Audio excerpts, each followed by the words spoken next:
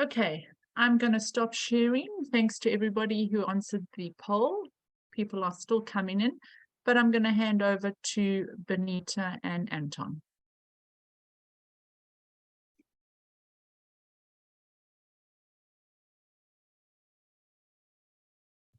Benita, you there? Yes, I am. Gotcha. Good evening, everybody. I'm Benita, and Anton is sitting next to me. Good evening, everybody. We will try and explain the Fina rules to you tonight. So welcome at this Zoom meeting tonight. The first thing that we would like to make clear to everybody is that this presentation is not about coaching. It's about the technical rules for swimming and how it should be interpreted. Just as an introduction, we are there as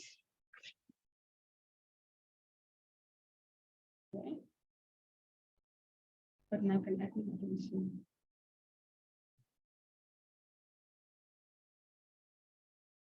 Benita, sorry, your sound is very soft. Sorry, I lost my sharing with the poll over. Okay, yes, your sound is better now.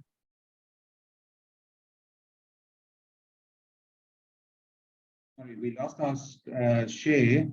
It just gives us the poll now in front of us. Okay. Oh, there we are back. There we go. So, just as an introduction, the technical rules of swimming is to make it fair for every swimmer and make it safe and give them a positive competitive environment.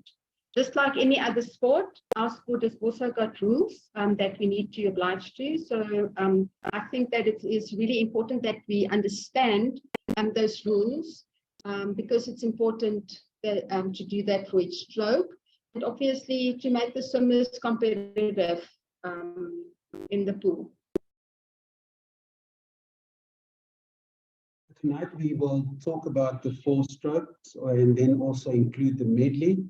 And we will talk about the existing rules, plus we will give an indication of those few changes that were brought in by the Fina Technical Committee.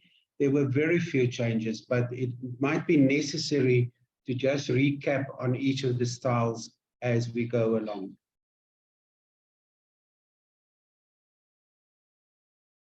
So the freestyle is the first one, and to summarize that, when a swimmer swims the freestyle, he or she can swim any style during that individual race, and that means that the time that he or she will get for that particular race that he or she swims will be a freestyle time. The swimmer cannot do he can swim a breaststroke, but he can't get a breaststroke time during that time. The only time that the style is limited or is the same is in the medley relay or the medley event, where each of the strokes must be swum according to those particular rules. Very important is that with freestyle, I think everybody knows that they must touch the wall. We saw the last few races that we attended as officials, that the 200 freestyle, quite a number of swimmers missed the wall on the turn. So the swimmer must touch the wall. It's also important that if the swimmer decides to swim a butterfly or a breast in that freestyle individual event, that doesn't matter with what part of the body he or she touches. It can be with any type. It doesn't need to be a stroke with 2 hands, etc., etc. And we must always remember the submerged is only applicable to the first 50 meter. And during the turn, we also see nowadays that a number of swimmers are fully submerged at the finish, which is an infringement and could be disqualified for.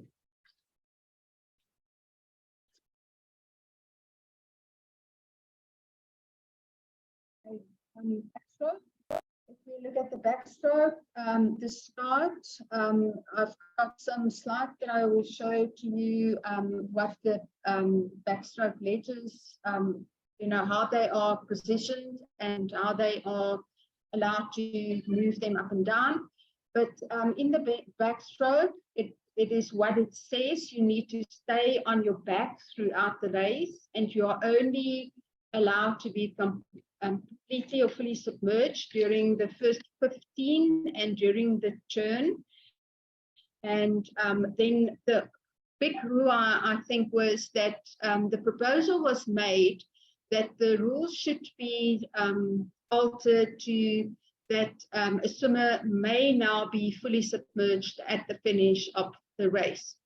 Due to the technical wording of that specific rule, the Fina Bureau decided at this point in time that the rule will not be changed and that it will stay in place as it is.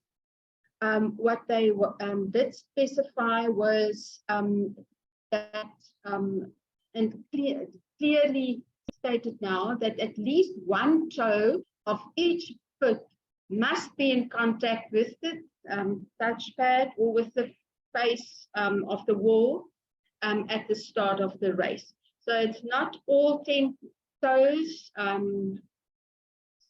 only at least one toe of each foot. So that was a nice clarification by Fina. Then we all know that the backstroke is a wet start. The start is start in the water, and they must remain on their back throughout the race.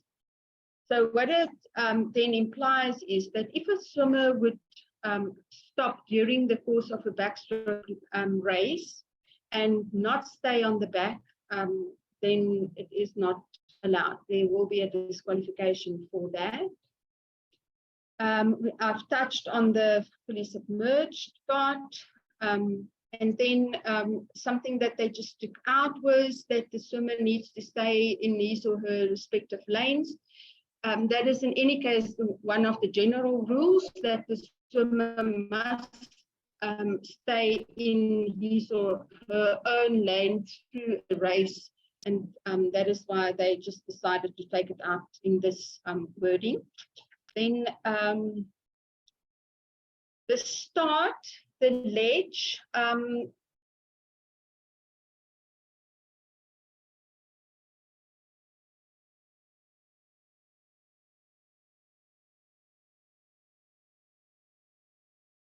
either up or down. Usually they do up. I haven't seen them doing a down, but it is also not to such an extent that they can almost climb toward, like, up against the wall to do that. So if we maybe just have a look at these pictures of the backstroke ledges, that is how the ledge fit into the water. And you can see there where the water level is then, and where it's then zero. It's also the responsibility of the technical officials to put the ledge into place for the swimmers, but the swimmers, if they want to adjust it, they must do so themselves. But we usually ask at the competition, because not all of them is Fina approved and specified ledges. We usually ask that the official just make sure that the ledge is, properly hooked in, so that it doesn't come out when the swimmer push off the wall. But it's still the responsibility of the swimmer to move the ledge then to a specific position where he or she would prefer it. There's a nice shot. Oh, yeah, sound should be the same. Okay, so the one clarity that we got from the backstroke is that at least one toe of each foot must touch the wall or the face of the touchpad. So that is now cleared, and there's all these people that have different interpretations of different feet. That is now cleared out. Then the only other thing that we mentioned in the backstroke is that we see that the little ones, especially those that are coming from the entry level or from the LTS side, they turn onto their stomach before they touch. So we see a lot of infringements on those type of infringements for the backstroke. Okay, let's go to breaststroke.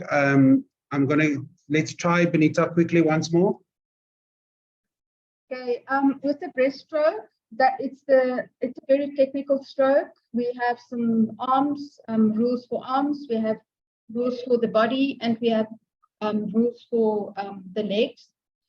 So it is really a difficult stroke, especially for the younger swimmers. The main thing is there was now always this big hoo-ha about the butterfly kicks at the start of the race. And that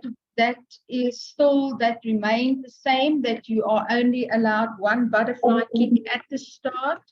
And after the turn of the breaststroke, then the body must stay on the breast throughout the race. And breaststroke is the only stroke that had a major change for the Fina that Fina brought in. And that change is that the legs and the arms don't have to be on the same horizontal plane anymore. Swimmers that are swimming with a slightly dropped shoulder, that will then have that the arms are not on the same horizontal plane. And it is also very difficult to judge whether the arms are on the same horizontal plane. The legs are much easier to see when they're not on the horizontal plane. But by all means, this does not mean or imply that, as we call it in layman's terms, that the screwed kick is now allowed. The feet still must be turned out, and that will then also imply that there won't be a screwed kick. As soon as that doesn't happen, we see that screwed kick. So that is very important to just take note that definitely it doesn't mean that the screw kick is now allowed. Breaststroke is also the only stroke that is swum in a cycle, and the cycle is one arm pull and then the leg kick followed by the leg kick. You're also not allowed in breaststroke to break your stroke. So if the swimmer would dive in and the goggles, Eurohood goggles will move down to their noses or away from their eyes, they are not allowed to adjust the goggles because that is then breaking the stroke. So it is maybe also important just to touch on that to make sure or give them the guidelines and how to make sure that the goggles are properly fixed and that they stay on when they dive in, because it will be, for all of us, it will be a natural thing just to try and fix your goggles because obviously you want to see where you're going. But yeah, that is unfortunately one of the things that you're not allowed to do. And then also what has been a huge thing now at Worlds was that the swimmers would give a butterfly kick as they go into the wall for the finish or for the touch. And there were quite a few disqualifications due to that. And it's not always, and I am not afraid to say that they sometimes, if they're good enough and they've practiced it enough, it's not always so easy for the inspector of turns to see that they do it, because they do it very quickly. But obviously, when they go to international competitions where they do have video footage available, it will definitely be picked up. So it's not such a good idea to, let them practice it. It might just bite them at some or other time. Then on the touches, we have these little photos just to show you. The rule also say that you're not allowed to touch the wall with stacked hands. So there's the 3 pictures that shows very clearly what is allowed and what is not allowed. The rules still say that you must touch with separate hands simultaneously. And when one hand is on top of the other, obviously it's only one hand that is touching and not both. So I hope that pictures will clarify it for you. The other thing is sometimes when the swimmers do a brush touch, they miss that touch. They try to brush so quickly that they just miss the wall with that hand that they want to use to do the brush with, that they completely misses the wall. And then obviously it was then only a one-hand touch, and that is also an infringement. And something in this season,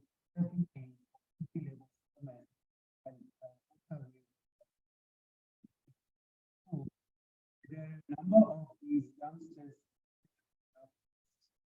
cycle. Anton, your sound is now gone. We heard Benita loud and clear, but now we can't hear you. Oh, no. Okay, can we try again? Sorry, we sit next to each other here. So, okay. Yes, you're back now. Okay.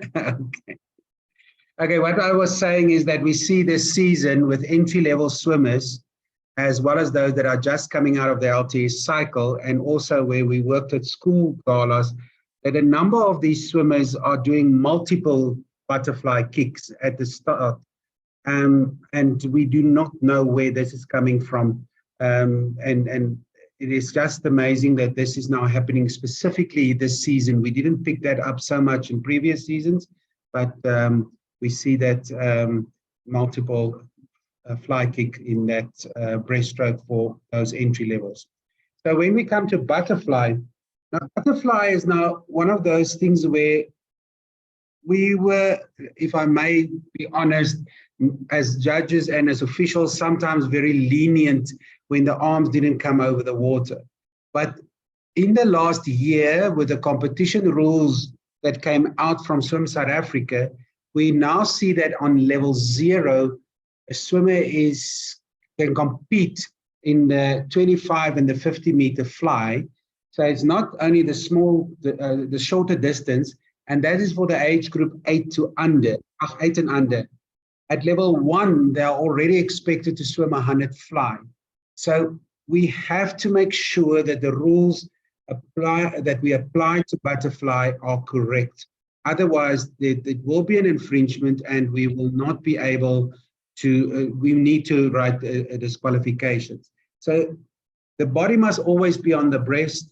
The arms must be brought forward simultaneously over the water and brought backwards simultaneously under the water.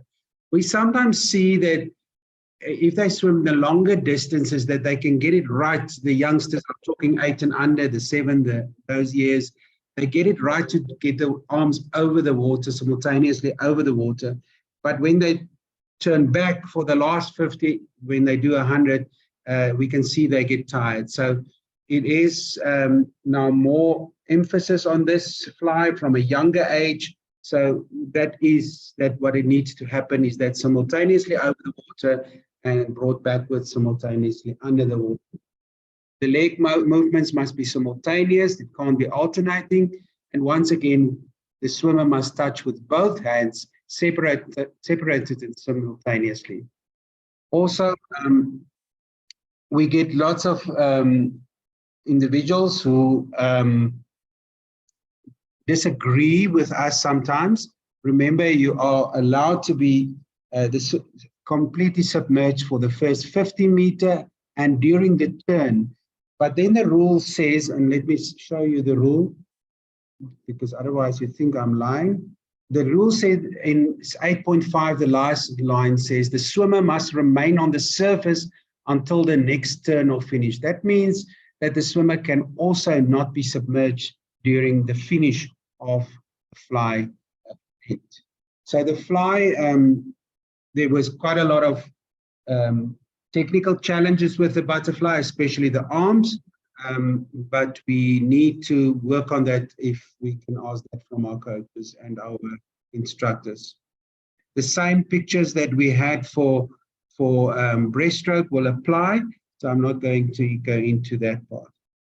Medley swimming. So with medley swimming, remember that with the 4 strokes, in the individual medley, we swim butterfly, then backstroke, then breaststroke, and freestyle. Each of these strokes must cover 1/4 of the distance. So if you are in the butterfly leg, you have to swim butterfly. If you're on the freestyle leg, you have to swim freestyle. You can't swim one of the other strokes.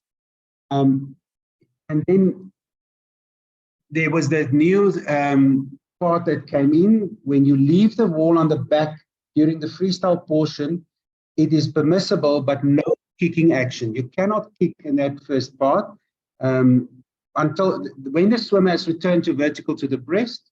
At that point, kicking, including a butterfly kick, may commence. So that is an addition to the rule, just to make that part very clear. We also see this season, and remember that's very important, when they finish the backstroke leg of the medley, they have to finish on their back. And it's unfortunate that so many swimmers do not finish on their back. So we just need to emphasize this for our swimmers.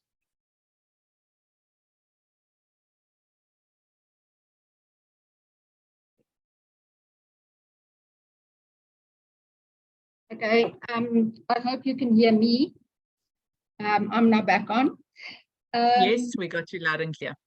Okay, thank you. Previously, when a swimmer didn't finish a race for whatever reason, we just, indicated on the lane sheets that the swimmer did not finish and there wouldn't be a time coming through if you would use an electronic timing device.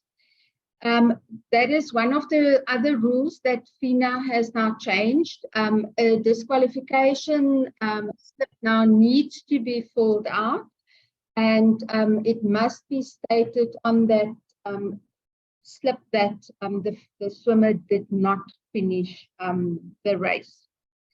Then on the pool deck, the protocol of respect is also then to, and that is one thing that they made very clear, is that at the international competitions, what we must just always remember is that these Fina rules are written in a way that we don't necessarily experience the same way at our competitions. We don't have a first and a second and a third call room, but what they have brought into the rules is that in the call room, it will be explained to the swimmers what is expected from them as soon as they move onto pool deck. What they also felt was that in the international competitions, as they call out the swimmers onto pool deck, they will always start with the outside lanes and then move in. So the fastest swimmers will always have the less time to get ready for their races. So they have now changed it, that they want the swimmers to, when they move out onto pool deck, to remove their tracksuits immediately and be ready for the competition to commence, and for the referee to call them up to the starting blocks.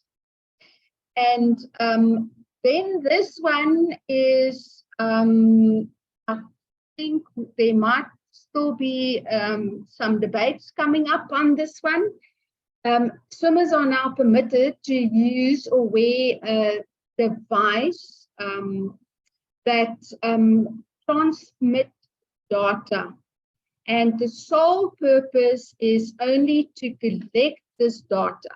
But the device is, you're not allowed to receive any signals or sounds or pacing instructions or so forth to aid them in their speed. How we are going to be able to, if I may use the word, police this, I really don't know. So I think there still needs to be a lot of guidance from Fina with respect to this specific rule change.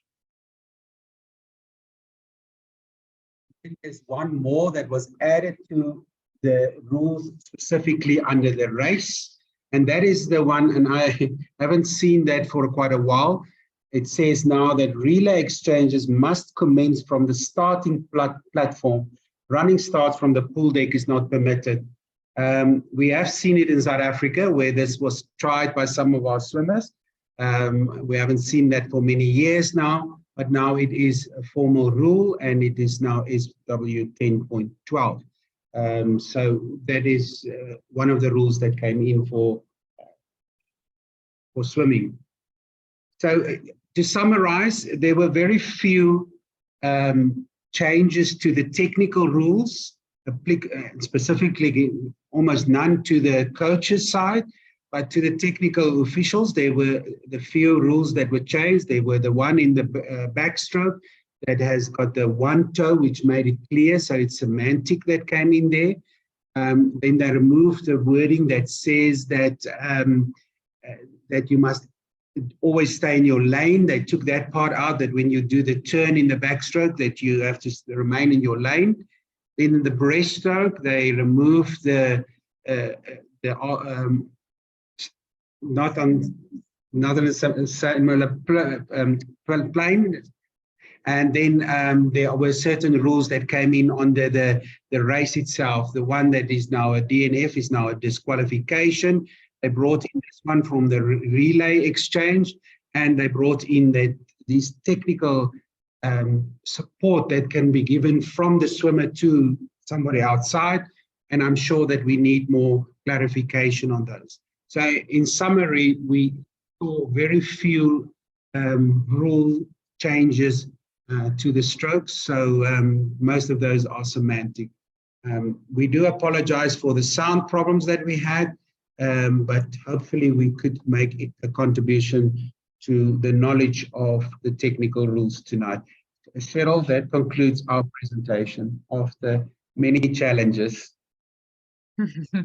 Many. Thank you, Anton and Benita. Appreciate that. I do have some questions that I've picked up in the chat. So one was, can a swimmer do a tumble turn in breaststroke, as we are seeing it's a lot in galas? Benita, you did reply, but if maybe we can just reply in